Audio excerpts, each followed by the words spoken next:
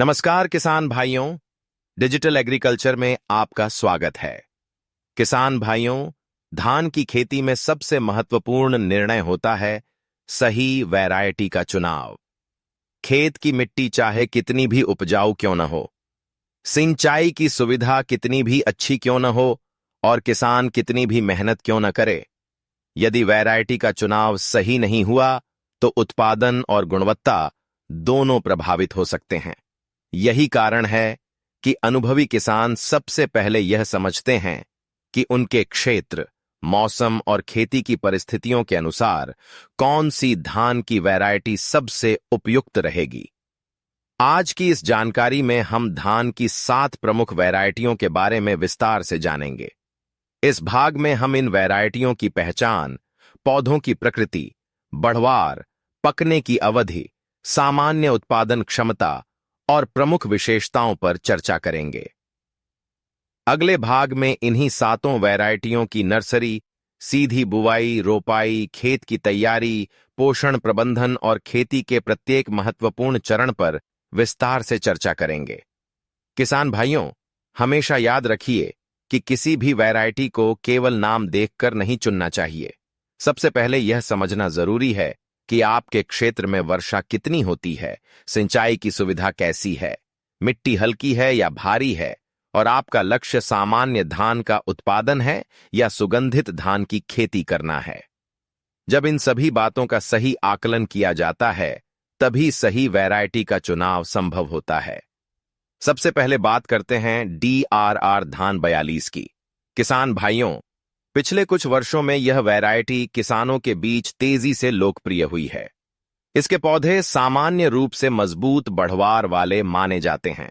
उचित खेती प्रबंधन मिलने पर खेत में इसकी फसल एक समान दिखाई देती है। इसकी बालियां अच्छी तरह विकसित होती हैं और दानों का भराव भी संतुलित माना जाता है। सामान्य परिस्थितियों में यह लगभग 130 से 135 दिन में तैयार हो सकती है। अच्छी खेती व्यवस्था होने पर इसकी उत्पादन क्षमता भी संतोषजनक मानी जाती है। अब बात करते हैं सहभागी धान की। किसान भाइयों, यह वैरायटी अपनी अनुकूलन क्षमता के कारण जानी जाती है। इसके पौधे मध्यम ऊंचाई वाले होते हैं और खेत में संतुलित बढ़वार करते हैं। उचित परिस्थितियों में इसकी जड़ प्रणाली अच्छी तरह विकसित होती है। सामान्य रूप से यह लगभग 110 से 120 दिन में तैयार हो सकती है। समय पर खेती प्रबंधन करने पर इसका प्रदर्शन अच्छा माना जाता है। अब बात करते हैं स्वर्णा सब 1 की। यह वैरायटी लंबे समय से किसानों के बीच अपनी अलग पहचान बनाए हुए है।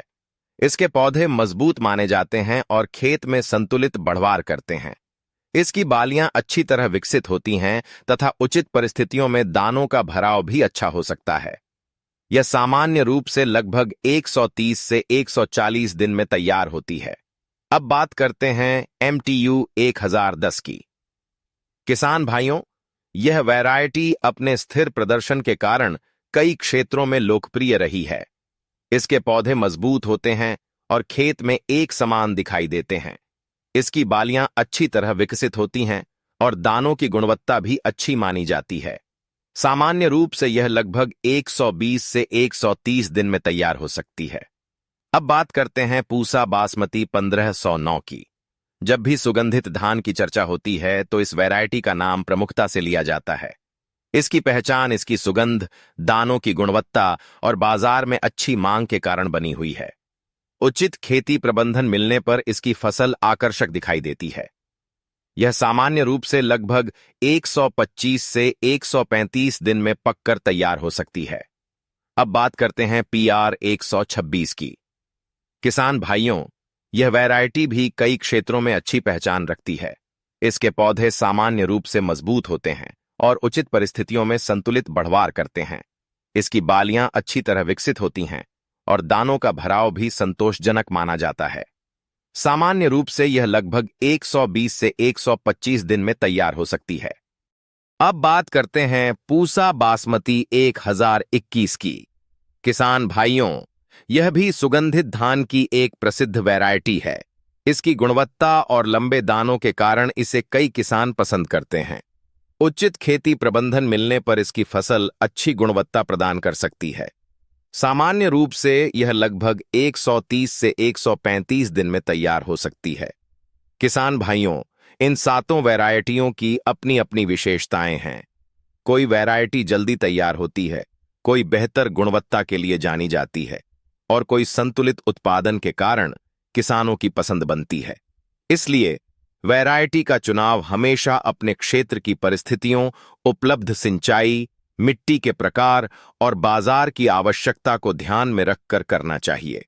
एक और महत्वपूर्ण बात यह है कि केवल अच्छी वैरायटी चुन लेने से ही अच्छी पैदावार नहीं मिलती। यदि खेत की तैयारी सही नहीं होगी, बीज स्वस्थ नहीं होगा या खेती का प्रबंधन समय पर नहीं किया जाएगा, तो किसी भी अच्छी वैरायटी का पूरा लाभ नहीं मिल पाएगा। इसलिए खेती के हर चरण पर सावधानी बरतना आवश्यक है। किसान भाइयों, आज हमने धान की 7 प्रमुख वैरायटियों की पहचान और उनकी मुख्य विशेषताओं को समझा।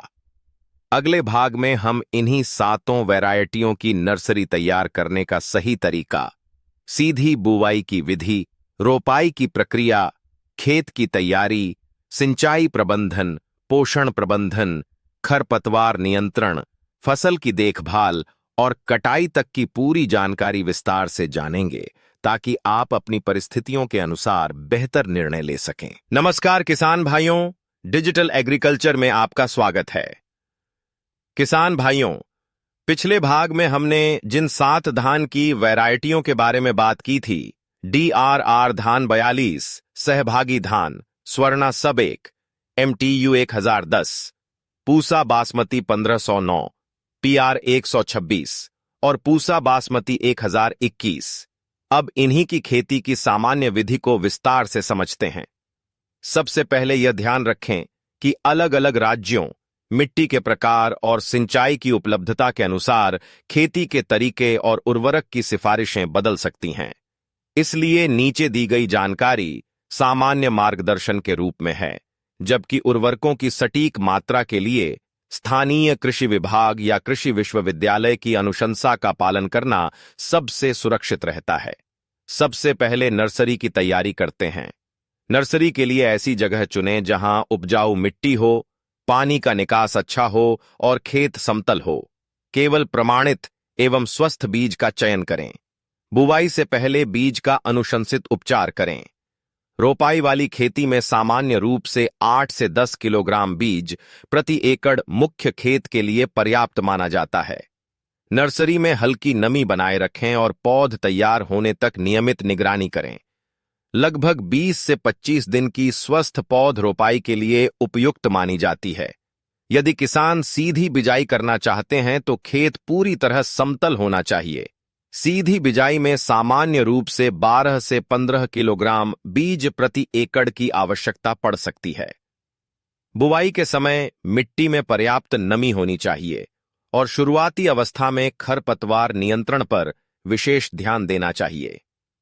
अब रोपाई की बात करते हैं। रोपाई करते समय 2 से 3 स्वस्थ पौधे एक स्थान पर लगाएं। पौधों को बहुत गहराई में न लगाएं। उचित दूरी रखने से पौधों में कल्ले अच्छी तरह निकलते हैं और प्रकाश व हवा का संचार बेहतर रहता है। कमजोर, पीली या अधिक उम्र की पौध लगाने से बचें। अब इन 7 वैरायटियों के बारे में क्रम से समझते हैं। DRR धान 42 सामान्य रूप से लगभग 130 से 135 दिन में तैयार हो सकती है।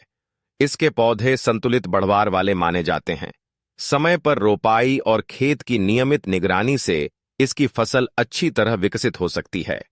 अच्छी परिस्थितियों में इसकी बालियां अच्छी बनती हैं और दानों का भराव भी संतोषजनक रहता है। नसहभागी धान सामान्य रूप से 110 से 120 दिन में तैयार हो सकती है। यह अपेक्षाकृत कम अवधि वाली वैरायटी मानी जाती है। उचित प्रबंधन मिलने पर इसकी बढ़वार अच्छी रहती है और पौधे पर्याप्त कल्ले बना सकते हैं। स्वर्णा सब 1 सामान्य रूप से 130 से 140 दिन में तैयार हो सकती है। इसके पौधे मजबूत माने जाते हैं। यदि खेत में संतुलित नमी और समय पर देखभाल मिले तो इसकी फसल का विकास अच्छा रहता है। MTU 1010 सामान्य रूप से 120 से 130 दिन में पक सकती है। इसके पौधे एक समान बढ़वार करते हैं।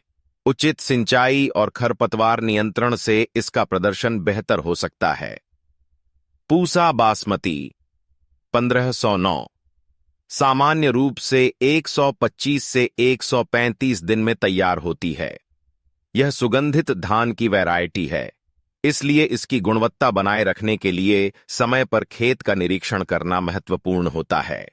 PR 126 सामान्य रूप से 120 से 125 दिन में तैयार हो सकती है। उचित खेती प्रबंधन मिलने पर इसकी बढ़वार संतुलित रहती है और खेत में फसल एक समान दिखाई देती है।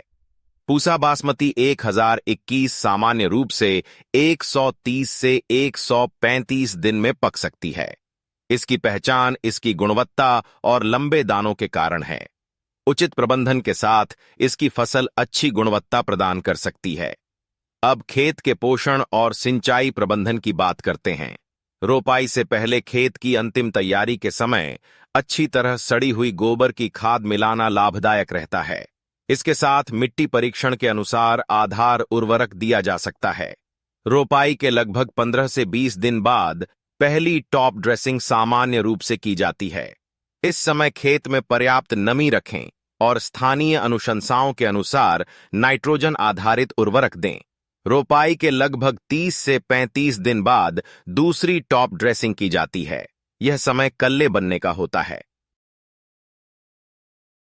संतुलित पोषण और पर्याप्त नमी पौधों की बढ़वार में सहायता करते हैं।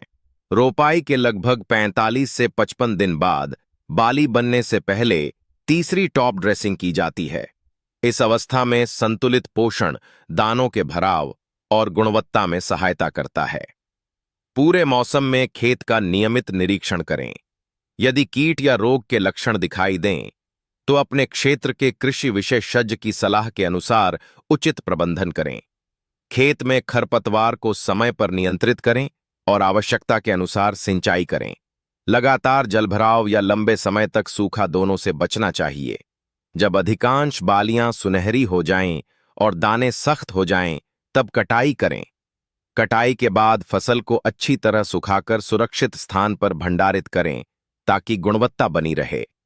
किसान भाइयों, याद रखिए कि अच्छी पैदावार केवल अच्छी वैरायटी से नहीं मिलती। सही समय पर नर्सरी, उचित बुवाई, संतुलित पोषण, समय पर सिंचाई, नियमित निगरानी और वैज्ञानिक खेती की आदतें ही बेहतर उत्पादन का आधार बनती हैं। अगर आपको यह जानकारी उपयोगी लगी हो तो वीडियो को लाइक करें, अपने किसान भाइयों के साथ शेयर करें और डिजिटल एग्रीकल्चर चैनल को सब्सक्राइब करना न भूलें। खेती से जुड़ी नई और उपयोगी जानकारी के लिए हमारे साथ जुड़े रहिए। जय किसान,